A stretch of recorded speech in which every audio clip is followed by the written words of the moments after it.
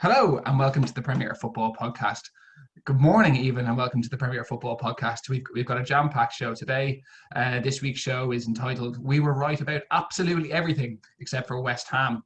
On today's show, we focus on the games at the top of the table. We focus on the VAR and handball controversy, and we round up all the rest of the action. I'm not on my own. I'm joined as always by my good mate Joe Doherty. Joe, how are you getting on this morning? I'm very well, Rafe. It's a beautiful day in Dublin today. Sun's shining, a little chilly, but can't complain about that at all. And we got you out of bed for a morning show. We got me out of bed. We got you out of bed. You woke up half an hour ago. I've been up since 6. Now, before we start the show, there is something quite serious that I've got to ask you. You've just done it there. You're drinking your coffee with the spoon in, Joe. Are you not worried about any sort of eye-related accident? No, see, if you, I don't use sugar in my coffee. It's just for stirring the milk around. But if you just tuck it in, like so, underneath your thumb, then there's absolutely nothing to worry about. You can get a perfect sip in, and you don't have to worry about any eye gouging nonsense like Rafe might if he was drinking coffee with a spoon. Okay, brilliant. We'll get started with the show, Joe. Before we do, is there anything you'd like to ask the people at home to do? Yeah, of course, as always, just before we get started, don't forget to smash a like on the video, share the content around, subscribe if you're new, and of course, subscribe to our socials. We're on Instagram, Twitter, and Facebook. Brilliant, thanks. Well, look, I suppose there is only one place to start. Obviously, I am over the moon with Liverpool's performance last night and the result. A lot of positives for Arsenal to take away from the game, though, as well, aren't there? I think there are some. Same result as last year at Anfield, 3-1 loss. The fact that Lacazette could have made it 2-2 with about 15 minutes, 20 minutes to play, I think, and should have done, says a lot about it. It could have been a different game going into the last few minutes. And Arsenal were fairly good for the majority of the game. Their game plan wasn't perfect, but it wasn't flawed as well. I think that they just came up against Liverpool on a very good day. It has to be said, Liverpool's game plan was excellent. Their players were so up for it. Maybe it's after losing to Arsenal in the last 2 games. Of course, the last game was on penalties. But Liverpool just were so professional. Their pressing was intense. The intensity of their game was so superior to Arsenal's, I have to say. Liverpool are the fittest team in the league. I don't know what drills Klopp has them doing, but everyone else should be copying his fitness coach, because they're machines. Every single member of the squad is a machine. They just don't stop, and they're relentless, and they have the technical quality to put the game to bed, and that's exactly what they did. Interesting that you use the word intensity. It's obviously a word that's become synonymous with Liverpool, especially over the last 12 months. It's something that they've missed when Jordan Henderson has been absent since he picked up that injury in the latter half of last season. And this is probably the first time that we've actually seen Liverpool get back to their best on the front foot, really, really hunting the ball for the entire 90 minutes, chasing the teams down. Like Arsenal are a very good team, and Klopp said it after the game, in tremendous form at the moment, playing really good football. And Liverpool knew that they had to stop them early. They had to get up the pitch. They had to put the defenders under pressure. And even though they were giving out balls like the goal that Arsenal scored on those counterattacks with the space in behind for the likes of Aubameyang, they did it so well. They just covered so much ground. I remember messaging a couple of the lads at halftime saying that I'm fairly certain that Gini Wijnaldum is part cyborg, because they are robots, machines, whatever you want to call them. They just don't stop. And when you think that Jordan Henderson, the captain and the leader of that press, was missing from yesterday, and new signing Thiago Alcantara was missing from that midfield as well, it really is quite a scary prospect, isn't it? It is. I have to say, just on Thiago, I feel that you couldn't have played that game plan if he had been there. Not quite. It would have been a different game. It's interesting. His strengths don't lie in that pressing game, and he would have wanted to control it in a different way. But think about where he's coming from. He's coming from probably the only team in the world that press better than Liverpool at the moment. In terms of Bayern Munich, he's played that system. He's played week in, week out in a high press system. He does that work. Liverpool wouldn't have taken him in Otherwise, I know you've done a lot of research this week. You're Yeah. going to be releasing a Michael Edwards video in terms of how Liverpool scout players, and they wouldn't be buying a player that isn't able to do these kind of things. It's why they went after Jota as well. I think Pep Linders came out and said that he's a pressing monster. They're not interested in goals and assists when they look at forward players. They look at distance covered and sprints and presses, and that's what he does tremendously well is the press. Yeah, no, you're right. That's a very good argument. I can't argue with that at all. I just felt for the game yesterday that just the way you played suited the team that you selected. But that's probably why Klopp went with that game plan, because of the players that he had at his disposal. And I've no doubt Thiago would have had a good game had he played. But just on Wijnaldum, you'd be crazy to let him go. I really think that you need to find some sort of an agreement with him. He's so key to you. I think the issue is more that he wants to be guaranteed first team football for the next 3 years. I think he wants a slightly longer contract than Liverpool are willing to give him. He's on a reasonable amount of money, but I think it's more the guarantee of playing time. And obviously with a midfield as competitive as Liverpool have now, it's almost impossible for them to guarantee anybody in that midfield playing time over the foreseeable future. Like if you were a midfielder in that Liverpool team, would you fancy yourself to get into that team week in, week out, no matter who you were? But there's tough competition for places. There are 9 out-and-out central midfielders and 3 spots in the team. So no, you would. I mean, but he's the man in possession of the starting spot at the moment, and he has been for ages. So he should be looking at it as if he keeps up his form, then he won't get dropped. Like there'll be some rotation just because of the amount of games that you have to play, but when it comes down to it, he's not going to be the man to miss out because he's playing so well and he's so consistent. And he's been so consistent for even when he was at Newcastle, I can't remember ever seeing him play and him not playing well. He's one of those players. He never. I don't know if he ever puts in a 10 out of 10, but he always gives you an 8. Yeah, and it's interesting that you talk about him being a stalwart in the team, and he is, and he's come up with so many big moments for Liverpool and so many big performances. But if you think back even to maybe his biggest day in a Liverpool shirt when he scored 2 goals against Barcelona in Anfield in that semi-final, he didn't start that game.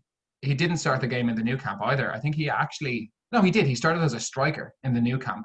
In Firmino's absence, he played that false 9, and then he started on the bench in Anfield because the competition for places was already so great. So I think that's all it is for him. I think he's 28, 29 now, 29 going on 30. He's 29 going on 30, yeah. 29 going on 30, and I think he just wants to know that he's going to be playing football through the final stage of his career. He doesn't want to waste those prime years sitting on the bench or rotating in and out. And I think that's the only thing that's going on at Liverpool. And Liverpool are going to keep him this year. He's not going to go to Barcelona this summer. If he's going to leave, he'll leave for free next year. And Liverpool don't mind letting players leave for free. They did it with Emre Can a couple of years ago. But from everything coming out of the club, he's very much in the plans for this season at least. And if a deal can be struck, it can be struck. He's captain of the Netherlands as well, isn't he? So of course he wants to be making sure he's playing consistent first team football so that he's getting selected at international level. He doesn't lose his spot there as well. Before we move on from Liverpool, I touched on Diego Jota. Were you impressed with what you saw of him last night? Yes, yeah, he came on. He didn't look out of place at all. Like you mentioned, his ability to press was very evident. Obviously, that's how Wolves play, and he just fitted in perfectly on the left hand side. There's a touch of handball about his goal. If we're talking about the new handball laws, it hits his arm. Well, so, I think we will get onto the handball a little bit. The way I saw that, I've seen the still from the side that it does appear to be at arm height, but it's very difficult to judge how far across his body that ball is, whether it's actually in line with his chest or in line with his arm. And I think with this handball, we're going to start needing these 3D rotational cameras to see exactly what part of the body it's striking if we're getting into it. But look, we will talk about the handball. Thanks for jeopardizing the running order of the show, Joe. Then just one more thing. I think that it's difficult not to talk about Mane's arm into Tierney's face in the first half. I don't understand how that wasn't reviewed and the red card wasn't shown. it was a shocking challenge. He just forearmed him in the face. I think it Can't was do that. clumsy. We saw It Nemanja was it was Matic get more it. than clumsy. It was clumsy and it was reckless. And we've seen players get sent off for much less. We saw Nemanja Matic get booked for something similar against Brighton over the weekend as well. The thing about Tierney is that he's quite a short player. Mane didn't raise an arm especially, and the arm actually initially caught him, I think, in the chest and slid up because of the height of the player. He hasn't looked at the player, he hasn't glanced, he hasn't launched an elbow. It is reckless. He's held an arm out and he has endangered an opposition, but I don't think there's any intent there to actually go out after him. He is being physical, he is being aggressive, but I don't think he's actively looking to make contact with the head. I think is the only thing I could say about it. Yeah, I'd have to disagree. I think it should have been a straight red card. Well, let's move on to something that we do agree with, okay. that we do agree about. Manchester City were absolutely awful against Leicester City. Awful. They were. They're bringing in Ruben Dias, 22-year-old Portuguese centre-back from Benfica, for £65 million. Or is it 65 million euro? It's in and around that. I think it's £65 million, and Otamendi is going the other way in a so deal it's actually worth about £18 million. Yeah, so it's about 80. And the deal for Diaz can rise to up to 80 with add-ons as well. So it's potentially a £93 million transfer. I mean, this guy has. Joe, he's 22 and he's never played in one of Europe's top 5 leagues. Yeah. I know. I mean, they must be absolutely sure that. I don't know what City's analytics is in comparison to Liverpool's. Obviously, having done a good bit of research on that last week, I mean, they'd want to be absolutely sure that this is the guy. Absolutely sure. They can't have any doubts.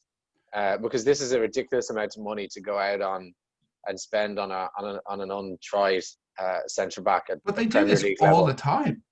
I mean, even when they bought Mangala, do you remember he's the last Portuguese centre back from the Portuguese league that they brought in? £50 million for him. Yeah, I think it was 40, but maybe rising to 50. But yeah, it's shocking. Otamendi's now gone the other way. He was awful. They spent a huge amount of money on him. John Stones, £50 million for him? Awful. Yeah, and they seem to take quality centre halves and actually make them worse at City, not the other way around. Laporte is the only one they've got right, isn't it? And he's not been able to stay fit either. Yeah, no, he's not, and that's another issue in itself, and why they brought in Ake, because they needed another left-footed centre back because Laporte can't stay fit. And all of their fullbacks as well that they sign, they get worse. Yeah, but you wonder why, like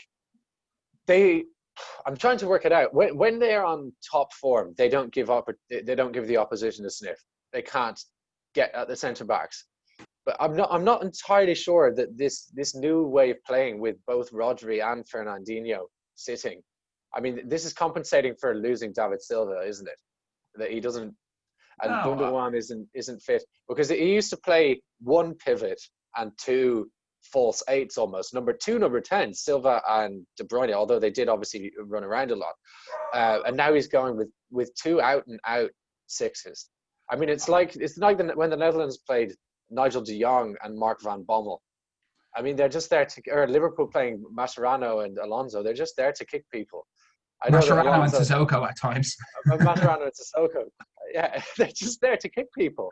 That's exactly. I mean, Pep Guardiola loves a professional foul, so he's picking two players whose game plan is to make professional fouls. I think Pep Guardiola is trying to make this Rodri signing work. I don't think I've ever seen him so desperate to make a signing work before. It hasn't worked for him last year, trying to play him as the lone six, and maybe this year by playing him alongside Fernandinho, he's trying to maybe groom him that little bit more for a few months in anticipation of Fernandinho eventually moving.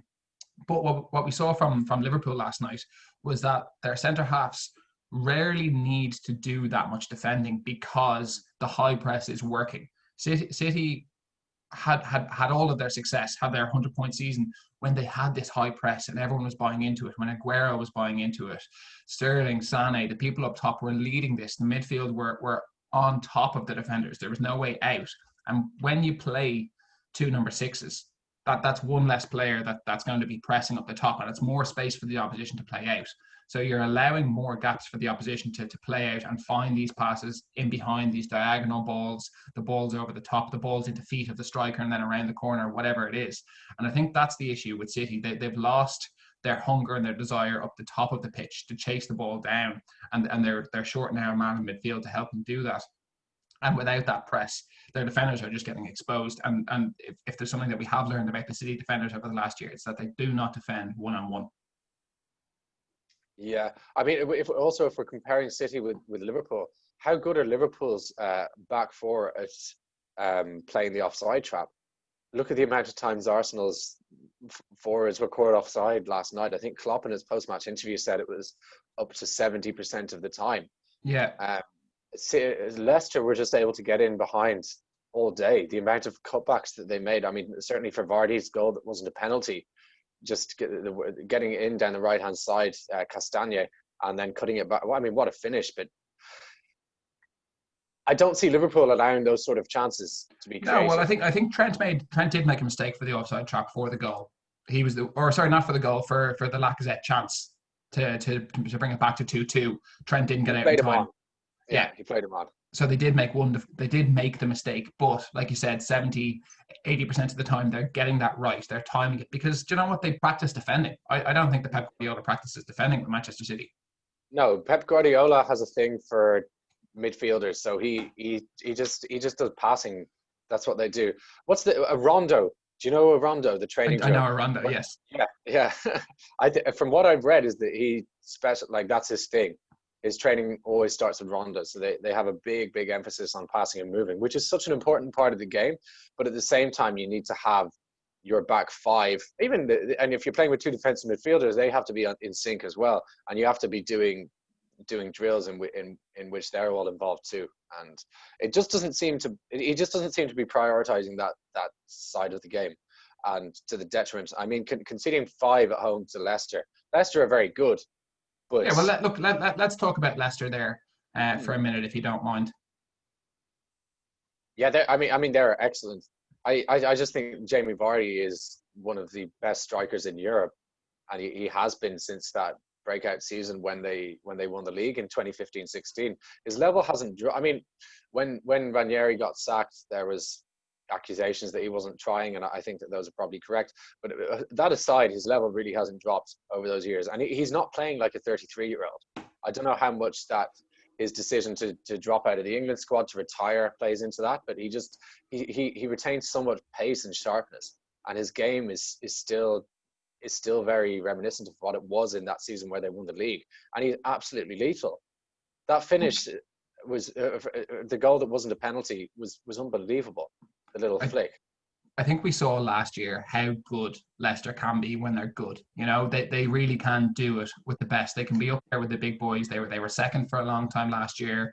I think probably even before Christmas we were talking about them possibly being the closest challengers to Liverpool, and obviously it fell off for them in the second half of the season. That their dip in form correlated with a big injury to James Maddison. Now obviously he didn't start the game the other day. Do you think that they've done anything to actually address that issue, or are they trusting maybe that some of the other young players have developed a bit more to pick up the slack this season? Yeah, I think that they're trying to show that they can do it. They're learning to play without him, which is really, really good. And I mean, it's a long season. They don't need to be, last season their squad seemed very thin, and whenever a key player had to come out because of injury, they didn't quite look the same. Let's not forget that they were playing without Wilfried Ndidi yesterday as well, who's been deputising at centre back, and they had Mendy alongside Tielemans in the centre midfield, I think, with Dennis Praet as well, and he's come on a lot, Praet. Now, look, if you don't mind, I actually thought this was really interesting the other day. During that game, I had a look at the respective benches of the two teams, and it actually seems as if Leicester had the stronger bench than Manchester City somehow. I'm not especially sure. This is the Manchester City bench.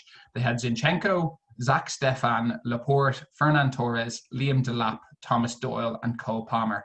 So you've got Palmer, Doyle, Delap, Stefan, 4 academy players. You've got your injured captain, because if he was fit, he'd be playing. You've got Zinchenko, who is a decent squad player. And then you've got... That's it. You've got 2 recognised senior team players on your bench there. Whereas if you look at the Leicester bench, James Maddison, Mark Albrighton is a Premier League winner, Danny Ward, who obviously has come through at Liverpool and moved for big money, Kelechi Iheanacho, who of course is an international footballer, Jose Perez, who's an international footballer, Chowdhury, who looks like a future international footballer and a seasoned Premier League player at this stage, and Christian Fuchs, who's a Premier League winner and Bundesliga winner and World Cup champion. Mm. No, he's not. Sorry, he's not. He's not. He's Austrian. Austrian, He's Austrian. not German. No, Yeah, that's fine. but No, seasoned sorry, you go ahead. professionals on the bench. Yeah, I mean, City do have their injury problems. That's well documented. But is Pep asking for more money? Is he saying that he needs even more players by having a bench like that? I mean, that's certainly an accusation that gets leveled at the likes of Jose Mourinho in the past, when he puts out very on paper what we perceive to be a weak, inexperienced bench. Is that it's a cry for more funds, that he needs more players in. What's good? What Rodgers is doing well here is that he's using his bench. It's not an 11-man sport. Making changes is a way to change the game and win the game, and you don't have to have the same game plan for 90 minutes. And that's a really important thing. And he doesn't need to be overworking his players. They have a lot of football to play this year with the Europa League as well. That's a taxing competition to be in. So, I mean, yeah, they had a very strong bench in that game, and they still went to the Etihad, and they got all 3 points in style as well. Great. Look, time is starting to get away from us, so we'll move on a little bit. The last game that we want to talk about in part one is Chelsea-West Brom. Chelsea found themselves 3-0 down at half-time. Thiago Silva's debut as captain, an uncharacteristic mistake from him, gifting Robinson the second goal. Joe, talk to us about Chelsea. Were you impressed with the spirit that they showed to fight back in the second half, or is that first half performance just totally inexcusable? It's totally inexcusable, and it's not surprising. I think we've talked a lot on this show over the past year that Chelsea are not good defensively, and it's not being addressed. I think it's absolutely clear that Thiago Silva is not the answer, but he throws him in for his Premier League debut when he doesn't speak great English, and he makes him captain. I don't really understand that. He was awful all game. It wasn't just for his mistake for the goal. He was so out of his depth. Marcos Alonso, who was once talked about as the best left back in the league, has been rubbish defensively for 3 seasons now, ever since they got rid of Conte. Conte could get something out of him. Ever since they got rid of Conte, he's been shocking. He doesn't have pace anymore.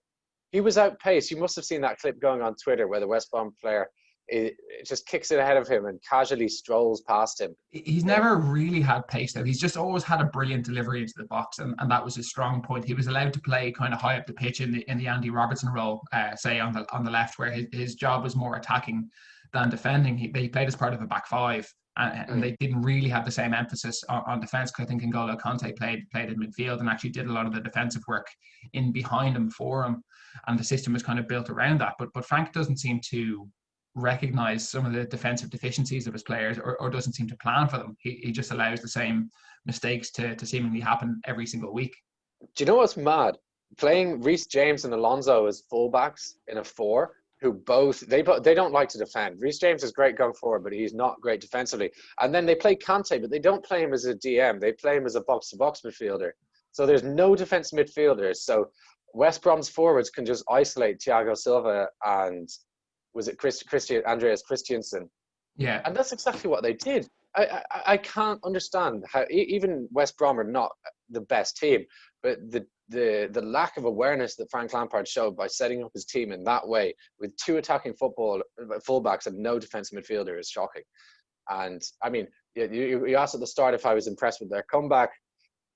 Yes, but not surprising, because Chelsea are very good going forward and West Brom are desperately poor defensively.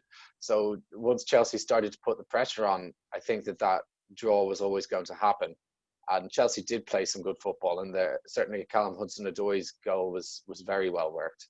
Mason Mount scored a cracker as well. So over the course of the game, I think they're a good value for a point, but is a point at the Hawthorns good enough? And having to come from 3-0 down at half-time, I think that there are a lot of questions to be asked of Frank Lampard and his team. You mentioned Callum Hudson-Odoi there, and shock, he's back in the team. He's back in the goals. You play attacking players in their natural positions, and suddenly they start to do things. It's almost like there's some sort of formula for that. Yeah. Moving Kai Havertz to his natural position as well, and he played better as well. That's a mad one, isn't it? It's amazing.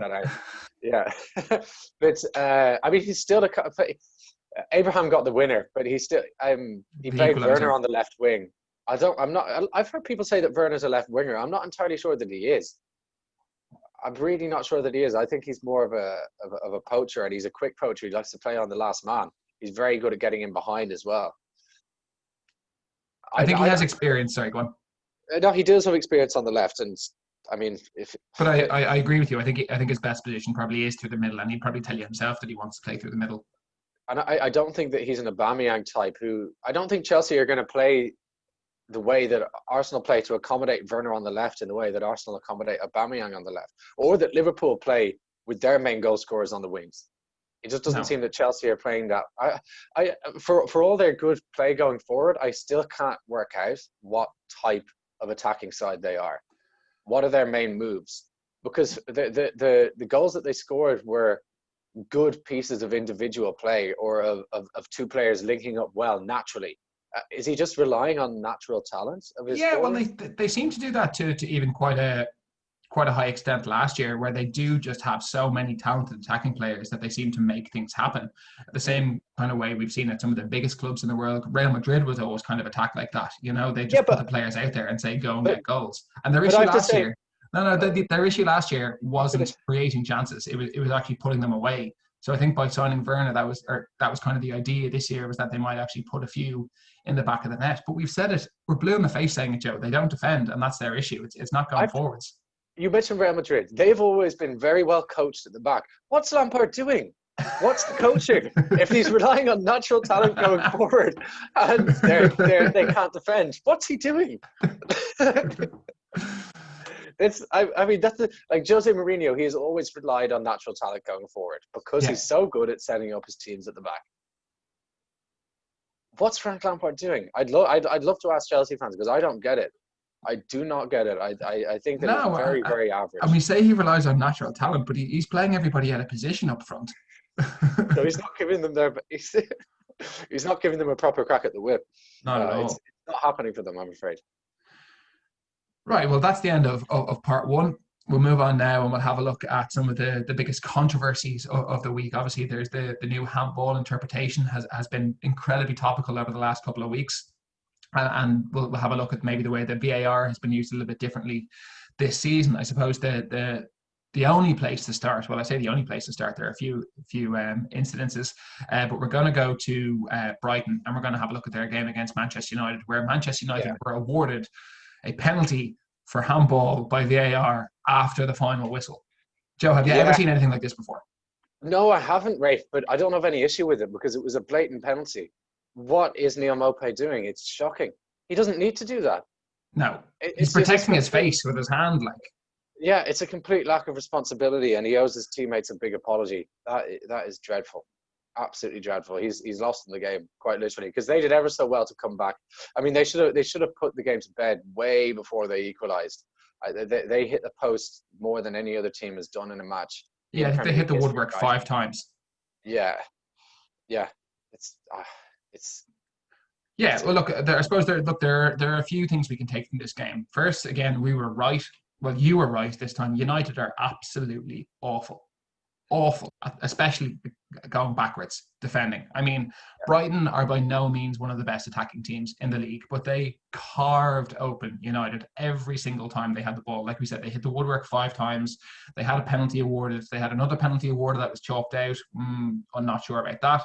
And they had a shout for another penalty. You know, United didn't create a whole lot going forwards. Yeah, sure, look, they were clinical. They took their chances. They got a little bit of luck with the penalty at the end. But they should have lost that game 3-0, 3-1. Like. Yeah, more so. I thought. I mean, some of the chances that Trossard and March were missing are, to be quite honest, inexcusable. For sure. Completely inexcusable. They just have to be putting those sort of chances away. And they were able to carve Manchester United open so easily. We talked about Chelsea not having a midfield. I really haven't seen Manchester United's midfield in terms of their defensive structure all season. It's completely. I can't understand what they're trying to do, and the players don't complement each other. What position does Paul Pogba play for Manchester United? I've no idea. I've absolutely no idea. I mean, he was chasing back at some. He was certainly chasing back when he gave away Brighton's penalty, but Like because he was a left winger at Juventus when they he was. re-signed him, and then He they were played. He playing played him. the free role. He He played a played as a number free. 10 for a while, and now Yeah, he seems to have dropped a bit deeper, even though he was their leading source of goals and assists 2 years ago. He's now yeah. playing deeper, but he doesn't seem to defend, but he also doesn't seem to attack. I think he's meant to be a deep lying playmaker. I think that's what he's supposed to be. That's what he does for France. But he But doesn't do anything with the ball. no, he's not been doing anything with the ball, and he looks very lost without the ball. Do United need a better defensive midfielder alongside him? I mean, they've just brought in Donny van de Beek, but I don't quite get that transfer. He's a very good player, but they have Pogba and Fernandes already. You can't play with the? I mean, you can, but I don't think it's going to work unless you're playing Fulham every week, and you're Or, not playing. or unless you defend properly as well. And whatever about their centre halves, I know Lindelof has taken Yeah, all sorts of abuse. Where was Aaron Wan-Bissaka for that game? I mean, you spoke about Solly March and oh, stop. Trossard Yeah, being yeah. free. How many balls in from the right did they need to put in before Wan-Bissaka and Lindelof realised that they were marking the same man for the entire game with space in behind, with the man from the left arriving late? Like, where was Aaron Wan-Bissaka? He's meant to be the best defensive right back in the league, but he was totally anonymous. He went missing. It was. We talked about Spurs being able to play the same. Harry Kane in particular being able to play the same pass over the top of the Southampton defense to Son Heung-min last weekend, the weekend before last, and the weekend just gone. That's exactly what Brighton were. I mean, a different ball, but United were letting them first and foremost put a cross in from the right hand side. And secondly, they weren't picking up the player at the back, arriving late at the back post. Let's not forget that's how March scored the equaliser to make it 2-0. I completely agree. Wan-Bissaka was found out in that game. I don't know if he just had a bad day or. No, I mean, it's not a bad. It's under 11 stuff. If when a cross comes in from one side and you're playing fullback on the other side, you've got to be on the back post. Yeah, That's where you follow the man to the back post. But he kept drifting in on top of the centre backs and marking the same man that Lindelof. I don't know if they just don't trust Victor Lindelof to win anything in the air, but at times there was 3 United players marking one Brighton attacker with space in behind for whoever was coming in down the left for Brighton just to arrive and have free pops at goal. They went to 3 centre backs at the end. They brought on Eric Bailly, and is that a desperate measure for Manchester United to be? But then they To be playing? conceded. It didn't even work for them. Yeah, yeah. It's a bad thing. I don't know. I thought it was very poor, and I thought they were very. I mean, as we've said, the penalty was a penalty for Brighton, but Brighton should have put the game to bed way before that. I think that if United continue to play like that, then they don't stand a chance of making the top 4, which is their goal. But the thing about United, sorry, and the thing that all I'm reading on Twitter and online from United fans is that they want to sign Jadon Sancho. He's not going to stop you conceding 3 goals against Brighton. You know, that's not the issue that United have. Why do they need Jadon Sancho when they have Greenwood and Rashford on the wings, who are very, very, very good? Competition for places, and obviously he's going to strengthen the team. But this is like Chelsea going out and splurging on attackers when they're hemorrhaging goals. They're not addressing the problems that their team have.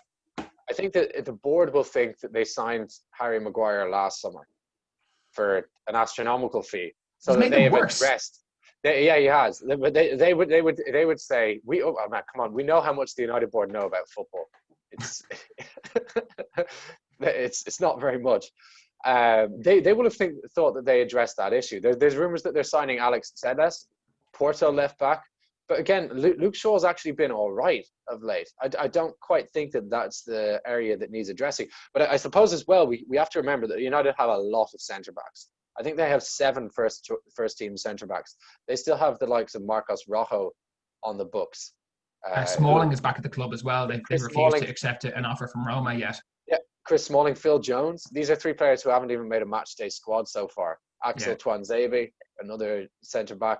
Eric Bailly came off the bench. You mentioned him. Yeah, Bailly, who seems to be the 3rd choice at the moment, and then Lindelof and Maguire, neither of whom are up to it. I think most United fans will tell you that Eric Bailly is probably their best centre-half, especially in terms of mobility, if you need someone to play alongside Maguire, but he's just struggled so badly with injuries over the last couple of years that he can't really be depended on just yet. He was very good under Mourinho, it has to be said. I was impressed with him. Right. Well, look, the handballs get worse as we go through this section. We'll move on to Spurs Newcastle. Obviously, Newcastle being awarded the penalty right at the end there for the handball that hit Dyer in the back of his arm as he jumped. Joe, penalty for you? By the letter of the law, yes. However, I think it's very, very important to say that this new rule is extremely harsh on defenders because it means that they can't jump. It's not possible to jump without leaving your arm out. You can't get the elevation required to be able to meet the ball in the air. So what's now become the most dangerous thing to do in the box for an attacker is to just head it back across goal into a pile of bodies where it's more than likely going to hit someone in the arm and that's exactly what happened. By the letter of the law, it's a penalty. I know that you might have another opinion and you might think that this is a good rule, but I think from a defender's point of view, this is desperately unfair. And I mean, like I said, Spurs, it was a penalty by the letter of the law, but it's very, very tough to take for Spurs. Yeah, look, and that's definitely an interesting point, and I would agree with you that I think that this is, if it stays, I suppose the big debate now is if this law is going to stay, if, FIFA or UEFA or the FA are going to step in and change it, but I don't know that they will. I think that they've started this way and they might see how it pans out. I mean, there was a lot of objection to VAR last year, and I think that we've seen after a season, it can become quite a useful tool when it's actually when the system is perfected, I suppose. And people don't like change. I think we spoke a little bit about this yesterday, and I might get into it now. People desperately oppose change in general across the world, but especially in sports and especially in football, because it's a game so rooted in tradition. And look, This is different to anything that we've ever seen before, but it's a slightly it's a rule change, so the game is going to change and the tactics are going to change. And yeah, look, like you said, maybe the most dangerous thing that an attacker can do now is head the ball back across the box. But what defenders are going to have to do then is, Jamie Carragher was saying, they need to chop off their arms, and what are they supposed to do? No, they don't need to chop off their arms. They need to get out and stop the cross. Yeah, I'd agree with you. The game is going to evolve tactically. Suddenly, balls into the box are going to become a dangerous weapon again. And we might see less of this tiki-taka, balls on the ground, trying to play through the lines, if suddenly it's more effective to launch balls back into the box. And that's what the English game and the Irish game and the British game was built on for so long, was just balls into the box causing defenders problems.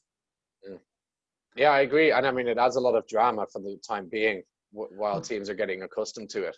Well, that's it. Well, it's going to bring more penalties, more goals, more drama, and that's what we as spectators want. I know. Look, obviously, if I'm sure that Tottenham fans will tell you that they don't want this in the game. What if it had been the other way around? What if it had been the other way around? Exactly, but we're talking about it, Joe. We've got a whole section on the drama, and there's more goals going in. It's more interesting. People are talking about it. There's so much happening in the league right now because of this, and it's interesting.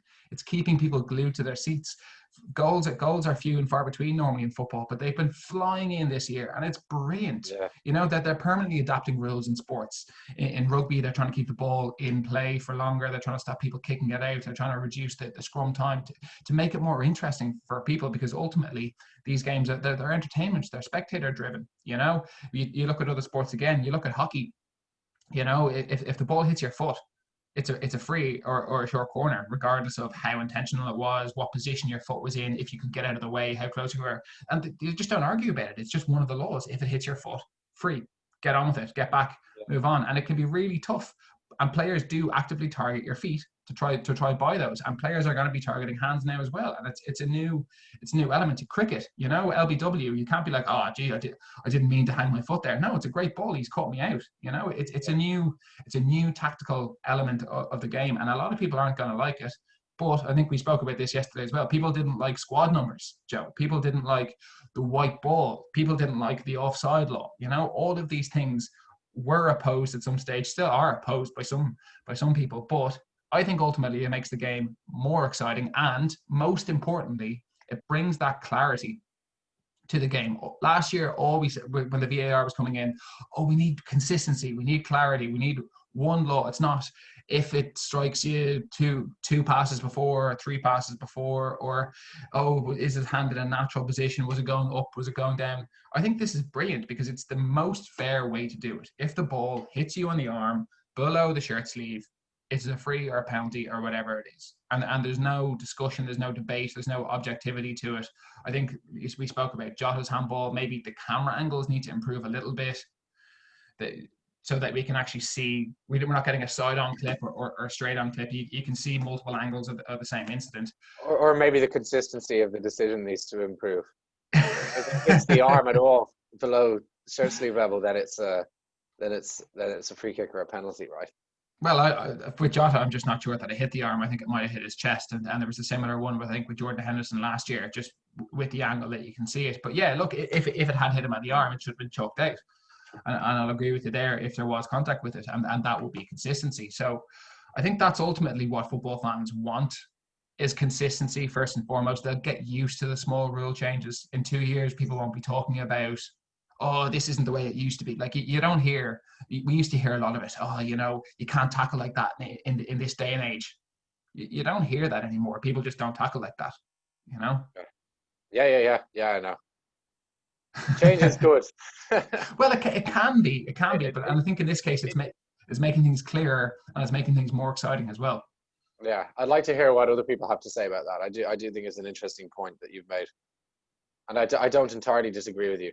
Now, I suppose the flip side of the coin, and this is where it gets really harsh. I've left this one to the end. Obviously, Crystal Palace and Everton. Everton were awarded the penalty when, I'm trying to think, who did it strike? It struck the defender's arm anyway. And his arm was really low down. He didn't move at all. Point blank range. He didn't jump like Eric Dyer did with his hands up, or Mopé. He had his hands very close to his side. Maybe there was about 3 or 4 inches of separation. And because he's crouched, he's ready to go left or right to make a block. He doesn't know which way that header is going to come. He's got to be set so he can move off either foot, like almost even like a goalkeeper. And you're going to use your arms to move like that. And it's just come at him so quickly that it has struck him on the hand. And I think for me, that there is a very natural body position. But you've just said in hockey, if they even hit it off the foot at all. Well, this is it. And look, in line with the laws. It has to be, I think this is the stance that the FA are taking. And I mean, by the letter of the law, it's a penalty. And look, if his hand wasn't there, it goes into the path of Richarlison, and he's 6 yards out from goal. Yeah. And you trust him to score. So maybe the defenders, have got to start just keeping their hands behind their back at all times, like foosball players or whatever it is. But I think, clarity and consistency. Do you know what? It takes getting used to. I think people aren't really talking about VAR anymore this season. It's more the new handball law. The VAR seems to have, been digested. Everyone's kind of got used to it. We realize how it works and why now. We're seeing a lot more use of... we see more proactive VAR. We see the referees pitch side monitor. Yeah, exactly. We see the referees going over and using the pitch side monitors, and that's how they have to be doing it because it's still their decision. Exactly. We saw a lot of this last year. Refs pointing, oh no, I'm being told it's a handball, it's a penalty, and the players are asking why, like how we didn't see that incident. What are you talking about? And they say, I don't know. I'm just told in my ear. Like, and it was a bit of a joke. And what happened then is you had people that weren't qualified referees making these decisions in Stockley Park for referees. Yeah, these analysts in Stockley Park. Very shady goings on. So from last year, I think the use of VAR so far in the first 3 games, it seems to have been a little bit faster, it's speedier, and also the increased use of pitch side monitors from referees is definitely pro for the game. I think the next thing they need to do, or the last thing when fans come back into the stadium, is they actually need to get the replays on big screens. I think Anfield, of course, and possibly Selhurst Park don't have big screens. They're the only 2. But when it's available, why not share it with the fans? I know people are saying, oh, it's a controversial decision. The referee might get some stick. But, like, that's a football match. He has to make controversial decisions the whole time. He's going to get stick anyway, no matter what. This is it. You know? Keep the fans in the stadium involved, though. Show them the replays when they have the chance, you know, Yeah. because like that, they do it in rugby when, you know, they're reviewing a try and everyone's watching on the screen going, oh, is it? Does he get in? Does he get out? Rather than just watching the referee watching TV. You know, I think that's the final step of the puzzle, but I think that they're definitely getting there. Before we wrap up part 2, Everton Palace, were you especially impressed with either of those teams? I was impressed with Everton's defensive capabilities this week and their ability to see out what is a tough place to go to and grind out a good win. They look a side transformed from what they have been in recent seasons. They're obviously 3 from 3, and look, they had a stroke of luck in the Palace game, especially with the penalty. They weren't brilliant, but from the way they've started, yeah. Where do you see them finishing this year? I suppose is the tough question. I mean that's impossible to say right now. If I was to guess, I would say 7th or 8th, 6th, 7th, 8th. But if they continue this form, there's no reason why they can't do what Leicester did last year. You know, it all depends on how their consistency is and how other teams' consistency is. But you know, right now, you'd have to say an unprecedented start for Everton. Yeah, because they've just been so inconsistent over the past forever, really, since the 1980s. They've been desperately inconsistent. They've had one top 4 finish in that whole time under David Moyes in 2005, and unfortunately for them, they didn't even get into the Champions League because Liverpool won it. Ever the northern neighbours. Yeah, no, I've been very impressed. Brilliant, thanks. Well, that's the end of part 2 anyway. Part 3, we round up the rest of the weekend's action. Joe, West Ham took on Wolves, and I suppose this is where we have to say we were wrong about West Ham. We said last week that they performed very well against Arsenal. They hit the woodwork a few times, and they were probably unlucky to lose that game. I know as an Arsenal fan, you'll feel Arsenal deserved to win it, but West Ham were desperately unlucky to come away with nothing from that game.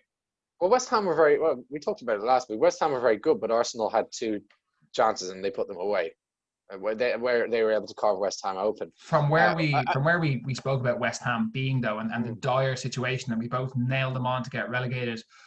Yeah, I've been impressed with them. In the mix. Yeah, no, we did say they get relegated. Actually, we did. No, I have too. No, they were very good. We do have to say that Wolves were shocking.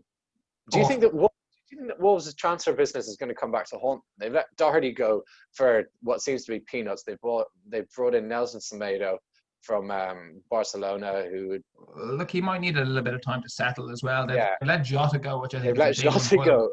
Jota was their best player. It was their most creative player, anyway. Yeah, I don't quite get it. I mean, it's a good fee, and they obviously have other attacking players. But Wolves had a bad start last season because of the number of games they've played, and they're involved in European competition. And you know, Wolves. How many games did Wolves play last year? 60 something. And they played for over a year. They played like a 13-month season or a 14-month season. So I don't think it's mad to see them have a bit of a blip now, you know, when the new season starts and every game isn't worth double the amount of points that it feels, you know. They're not quarterfinals or semi-finals, or we're not coming into the run-in, and the games don't have this same kind of build up to them. I think it's kind of natural that you might see a drop off of energy now for some early games in the season, and we did see that last year, and I wouldn't be surprised to see them kind of claw it back. We know how good of a manager they've got there in Nuno, and I think you mentioned their transfer business. It probably is important for them now to go out and sign another attacking player with that money that they got in from Jota. Yeah, I'd agree. Like, I don't see anyone in their squad who's a direct replacement for him or on the same level. So to kind of, I think, who are they playing? Pedro Neto, and excuse me, I've completely forgotten the other guy's name who wears number 10. Podence.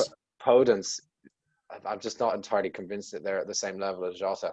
Well, Podence was obviously missing the other day, so Traore was playing as well. Traore is not registered a goal or assist in the first 3 games, and this is, I suppose, the thing about Adama Traore is that he looks like a monster and he looks unplayable on his day. But the reason that he didn't cut it at Barcelona was because his days are too far and few between. Yeah, he looked good last season, but again, it's all about consistency with him, and he hasn't been super consistent. Certainly at the start of this season, it's been fairly poor. I suppose Jimenez didn't have a good game. either. Traore is probably comparable in a way to the other former Barcelona academy player, Deulofeu, in terms of that they're both world beaters on their day. That they're unbelievable. They've they can cause even the best defenders in the world absolute nightmares on their day. But they're still playing for, well, in Traore's case, an average Premier League team, and in Deulofeu's case, he's still registered to a Championship side. And I suppose that it shows you the importance of consistency at the top level. That's what I mentioned about Wijnaldum earlier on, is that he's just always giving you eights. And it doesn't matter if you can put in a 10 out of 10 performance once or twice a season. That's not enough. You have to be at a good level all of the time, or certainly 4 games out of 5. Who impressed you for West Ham? Bowen's very good, and Souček. They're their 2 best players, definitely. And their 2 most recent signings as well. Coming in January of last year. Obviously, Souček's deal was only made permanent over the summer, but Bowen has adapted so well to the Premier League. He seems ready made for it, and he's great for playing on the counter attack. His involvement last year probably kept them up. Yeah, I'd agree. And I think that if West Ham want to have a decent season, they should try to be playing on the counter attack. I think that probably suits the players that they have. If you think of the likes of himself, of Bowen, Antonio, another very, very quick player. They just need, and I'd like to see more Felipe Anderson. I know he was poor last year, but he's rapid, and I think he could do a really good job for them on the left. Better job than Fornals. You don't start Haller, do you? I don't see how he really fits in. I thought that they were going to try. I thought he might, if Moyes wanted to play a more traditional style of play, but he doesn't seem to be. They seem to be trying to counter attack, and Haller just doesn't. Although he did score midweek, didn't he? Sorry, over the weekend. Yeah. Okay, thanks. I mean, it depends. They can play in different styles. That's it. Sure. Fulham Villa. Yeah, Fulham are gone. I think it's safe to say. Fulham, I think you said last night correctly, are the worst team that we've seen since Fulham. Yeah, they are. They were desperate 2 years ago, and they're desperate now. They can't defend. They haven't learned how to defend in the Championship. They don't have a very good squad at all. I mean, you look at Mitrovic, who's, he can be dangerous. He can be difficult to play against, but his day doesn't come every weekend, does it? And if he's not getting service, he's not going to be putting anything away. I don't think that Mitrovic is the issue that they have. I think he's by far their best player. I think he'd get into most Premier League teams. I think that he is actually probably the one that does it for them every week. But I don't think that he can carry them all the way to Premier League safety when like you said, they just don't defend. They just don't hang on to the ball. They just make bad decisions all over the pitch. I think that they might have an injury or two. But I mean, Scott Parker looked like he wanted to cry last night. Yeah, I mean, for good reason. They seem to be uncoachable. We've heard Jamie Carragher describe Arsenal's defenders as uncoachable in the past. I mean, Fulham's defenders are twice as bad as anything that Arsenal have put out in the last five years. Just desperate. It's actually embarrassing to see. Aston Villa were good. Let's not take anything away from Aston Villa. They were on it, and they're pretty good going forward. But the ease that they were able to carve Fulham open time and time again, Jamie Carragher had a good quote last night. He said that he was more sure of Fulham getting relegated than of Liverpool winning the league. And I think I'd have to agree with that. They're nailed on for relegation. They're shocking. Sheffield United, Leeds. Very impressed with Leeds. I mean, Sheffield United did come into the game, but Leeds started it and finished it better. They controlled it. They were excellent. I love watching them play. And again, I've just mentioned Villa being able to carve Fulham open at will, and the way that Leeds were able to carve Sheffield United open at times with some crisp diagonal balls along the floor to play in their wide players to cross the ball was excellent. And Patrick Bamford seems to have really adapted to life in the Premier League. There are serious question marks over his ability to do so, leveled at him by ourselves and a lot of other people in the world of football Twitter and football YouTube. But he's hit the ground running, and he's keeping Rodrigo, who obviously cost the best part of £30 million, out of the side at the moment. You know that Bamford is eligible to play for the Republic of Ireland? I do, yeah. He'd be Ireland's best striker right now, by far. I think I suggested last year that he might make the switch, and I was absolutely ridiculed. I was told we don't need a player like that You playing for were, Ireland. He's a bang average Championship, if not League One striker, I was told. you certainly were. I mean, this is coming from the same people who called Dominic Calvert-Lewin a championship wingback. So it shows how much they know. No, he's Yeah, been excellent. He's been excellent. All we might credit to him. need to rename the show then. Not we Yeah, were right about everything. we were wrong about. We were wrong about most things, but we got a couple of things right. Yeah, exactly. Are Sheffield United getting figured out? Obviously, they took the Premier League by storm Yeah. last year, playing this expansive, free-flowing football. I think Leeds are doing something similar this year. I mean, should we get worried about Sheffield United, or are they allowed maybe a slight blip at the start of a new season as well? I mean, they've lost 3 out of 3, right? Yeah, That's cause for concern. Like I said, they played all right against Leeds, and they gave them a game. But Leeds are just better. Leeds are just better, and that superiority showed. I think that Sheffield United lacks so much quality going forward. There's talk of them being linked with Liverpool's Ryan Brewster. I just don't. They I don't need even think someone so. more I think he's going to experienced. Palace. Is he? They need someone more experienced than him. As much talent as he has, I think that you need to be going for someone who's got a proven goal scoring record at this level, because they don't have that. If you're I not think scoring goals, you're going to be in serious trouble. they haven't invested at all. I mean, they haven't lost any players, but it's essentially the same squad that they had last year. And I think from watching so much Premier League football over the years, we know, especially when teams come up and they survive that first season, there's always a danger of second season syndrome, as they call it. And the most important thing for any team in the league is investment every single season, because if you stand still in the Premier League, you go backwards. Yeah, no, I completely agree. Yeah, the only team that are able to do that and have been able to do that is Liverpool.